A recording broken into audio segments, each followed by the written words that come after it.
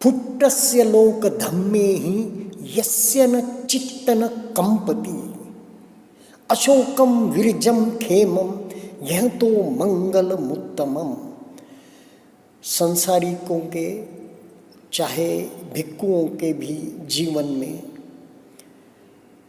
बाह्य विषय बार बार इन पंचेंद्रियों को स्पर्श करेंगे, इस रूप काया को, इस नाम को, मन को स्पर्श करेंगे, तब ऐसे विषयों के स्पर्श से प्रतिक्रिया स्वरूप उसके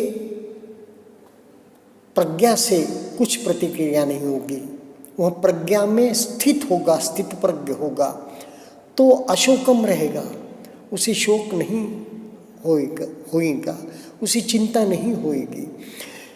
यह जो भगवान बुद्ध का उपदेश है, जिसमें सारी विपश्यना समाई हुई है, भगवान की विद्या धम्मचक्र प्रवर्तन इसमें समाया है कि फुट्टस्य लोक धम्मे ही यस्य न चित्त न कंपति।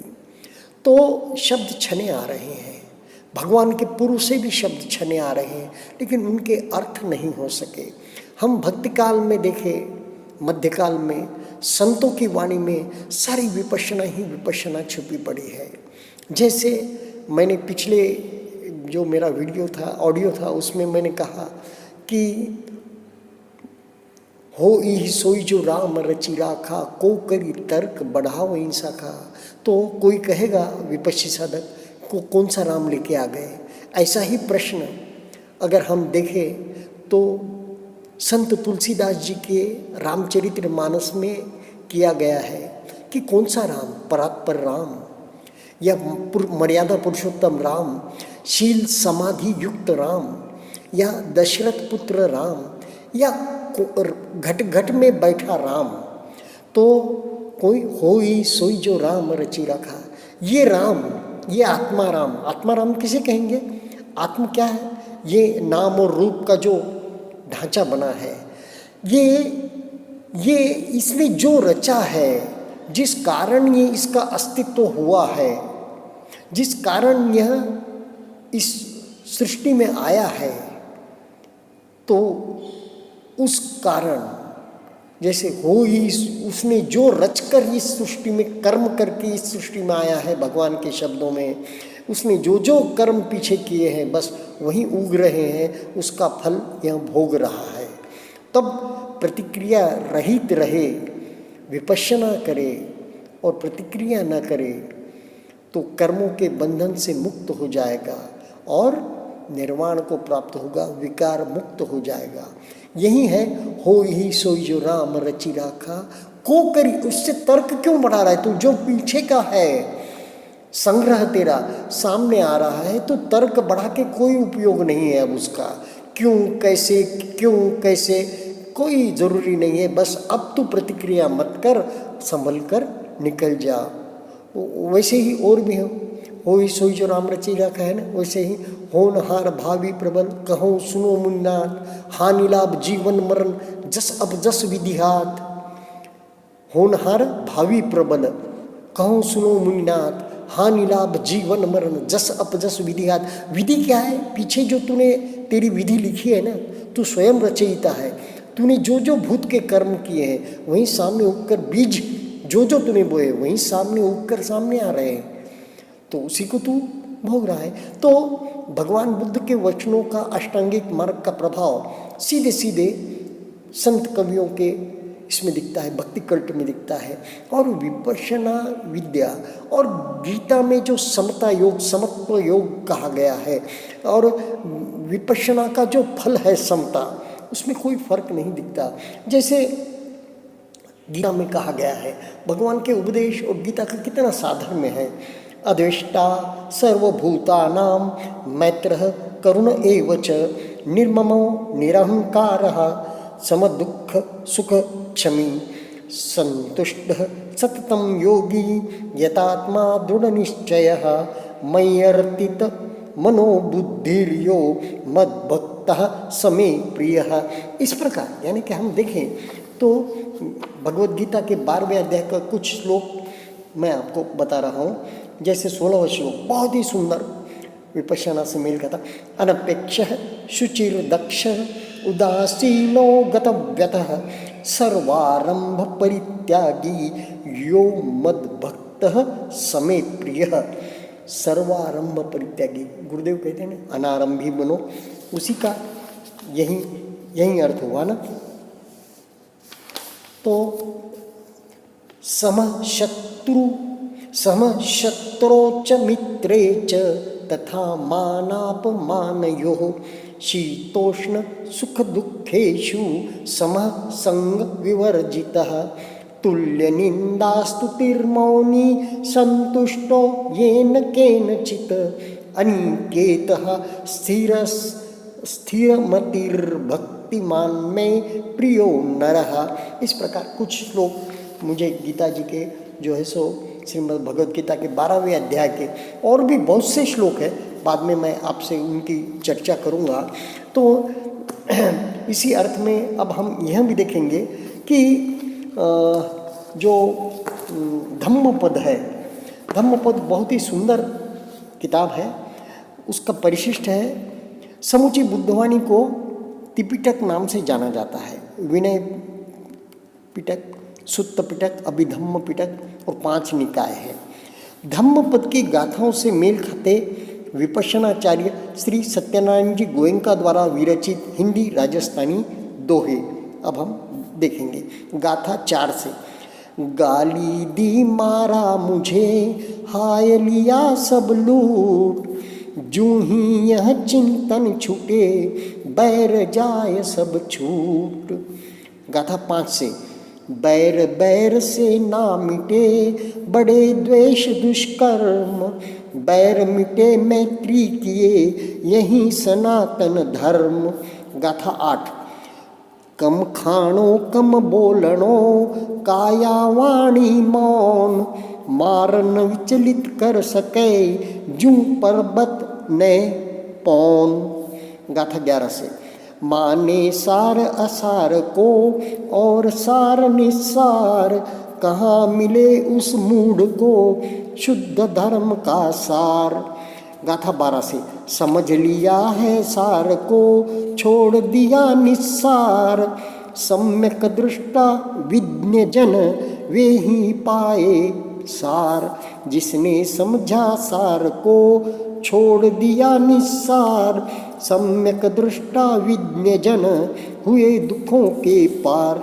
गाथा 14 से। जो छाई छत में नहीं वर्षा जल घुस पाए, त्यों ही संयत चित्त में राग द्वेष न आए। 2 नंबर। कुटिया छाई जतन से अब बरसों में घेश, छाई चित्त पर धर्म छत होय न राग न द्वेष। प्रवेश। गाथा 19 से।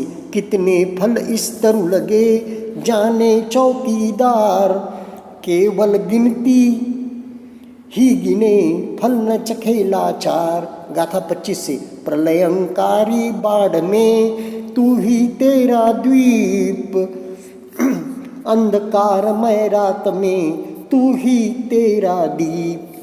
गाथा 42 से। जितनी हानि न कर सके दुश्मन द्वेषी दोय, अधिक हानि निज मन करे जब मन मैला होए। गाथा 43 से।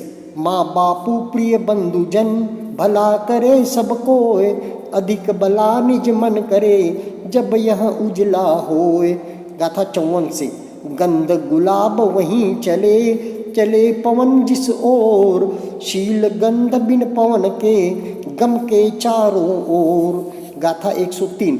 रण सहस्त्र योद्धा लड़े जीते युद्ध हजार, घर जो जीते स्वयं को वहीं शूर सरदार, पर जो जीते स्वयं को वहीं शूर सरदार। गाथा 110। 100 वर्षों की जिंदगी बिना शील दी खोए, शीलवान का एक दिन सदा श्रेष्ठतर होए। गाथा 111। 100 वर्षों की जिंदगी बिन प्रज्ञा दी खोए, प्रज्ञानी का एक दिन महामांगलिक होय। गाथा 127। सागर तल पर्वत गुहा अंतरिक्ष का छोर, पाप फलों से बच सके ऐसा दिखे न ठोर। गाथा 128। जल में थल में गगन में नहीं सुरक्षित कोय, ऐसा स्थान न जगत में जहाँ मरण ना होय। मत हत्या कर मार मत सबको प्यारे प्राण, अपनी सी ही वेदना सब जीवों की जान। गाथा 130। मत पीड़ा मत त्रास दे मत हर इनके प्राण, सुख दुख सबके एक से सारे जीव समान। गाथा 153।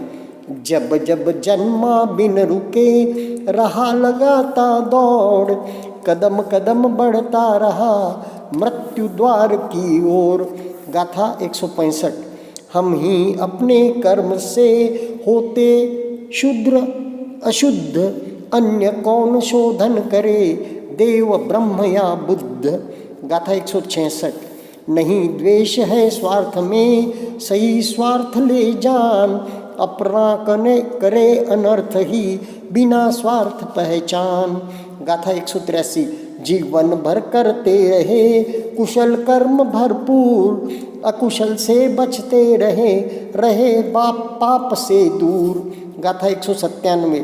रहे बैरियों में मगर चित बैरी ना होए, सबका ही चाहे भला सब सच्चा मंगल होए। गाथा 204। 1। परम लाभ आरोग्य है परम मित्र संतोष, परम बंधु विश्वास है मुक्ति परम सुख कोश। नहीं लाभ आरोग्य सम धन संतुष्टि समान, नहीं बंधु विश्वास सम सुख सदृश निर्वाण। गाथा 215।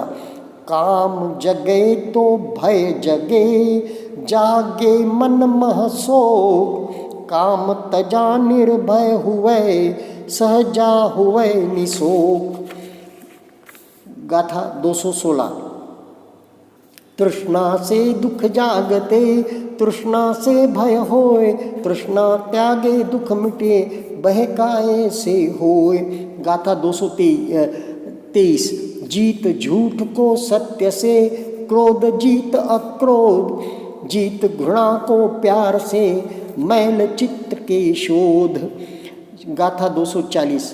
अपने मन का मैल ही अपना नाश कराए, जूं लोहे का जंग ही लोहे को खा जाए। 251। राग सदृशना रोग है द्वेष सदृशना दोष, मोह सदृशना मूढ़ता धर्म सदृशना होश। 252। प्रकट करे पर दोष को ढकता अपने दाग, पर निंदा निज स्तुति निरत व्याकुल रहे अभाग। 277। संस्कार अनित्य है देख ज्ञान सु देख, प्रज्ञा सु देखन लगे दुख की रवे न रेख। 288। पूतन रक्षा कर सके बाप न सके बचाए, नू तो आवे काल को कुण सके सरकाय। पुत्र न रक्षा कर सके पिता न माता भ्रात, कौन बचा पाए भला काल करे जब घात। 338। तृष्णा जड़ से खोद कर अनासक्त बन जाए, भवसागर से तरण का यही एक उपाय। गाथा 354। सब दानों से श्रेष्ठ है धर्म रतन का दान, दायक पाए पुण्य बल ग्राहक सुख निर्माण। धर्म दान सब दान मह सिरय मोर ही होय, सभी रसामह धर्म रस अतुलित हित कर होय। 361। वाणी तो वश में भली वश में भलो शरीर, पर जो मन वश में करे वहीं संयमी वीर। 364। सदा सोचिए धर्म ही सदा बोलिए धर्म, हो शरीर से धर्म ही यही मुक्ति का मर्म। 373 शांत चित्त अंतर्मुखी बैठे शून्यागार। शांत चित्त अंतर्मुखी बैठे शून्यागार। देखत देखत वेदना दिखे परम सुख सार।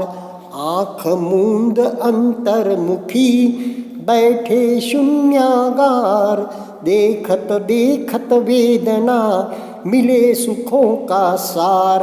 374 जहाँ जहाँ इस स्कंध में सम्यक स्मृति जग जाए, वहीं दिखे उत्पाद वे तो अमृत मिल जाए।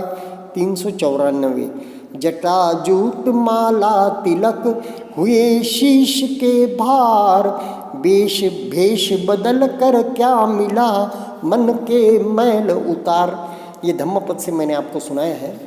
और वैसे भी संतों की वाणी में, धर्म की वाणी में, शील सदाचार की वाणी में हम भेद नहीं कर सकते। हम विपश्ची साधक हैं। हमारे विशेष रूप से देखना हमारी खासियत है। गुरुदेव ने हमें यही सिखाया, भेद अभेद न करते हुए जहाँ जहाँ से भी अच्छा मिले, पुराणों से, जैन आगमों से, और भी त्रिपिटक से, और भी जहाँ से भी जो गुरुवाणी से जो भी धर्म की बात मिले उसे अंगीकारना, उसे जीवन में लाना, यही तो हमारा काम है। जो अष्टांगिक मार्ग में है, शील समाधि प्रज्ञा का जिसमें विरोध नहीं है, वह चीज़ हमें धारण करनी चाहिए। वैसे ही ऋग्वेद में कहा गया है, जहाँ जहाँ आत्मा शब्द आया, आत्मा, प्राण के लिए आत्मा शब्द का उपयोग हुआ, और प्राण श्वास के लिए शब्द का उपयोग हुआ, श्वास शब्द के लिए प्राण का उपयोग हुआ या आत्मा शब्द का उपयोग हुआ। ऋग्वेद सबसे पुराना ग्रंथ है। गुरुदेव भी कहते हैं ना, यहाँ के विश्व का भी कह दें हम, चारों वेदों में सबसे पुराना ऋग्वेद है। तो उसमें जब जब आत्मा शब्द आया, वह अनेकों बार रेफर किया गया प्राण से। और प्राण क्या है? प्राण श्वास है, जो हमारी आनापान की साधना है। वही आनापान करना है और समाधि पुष्ट करना है।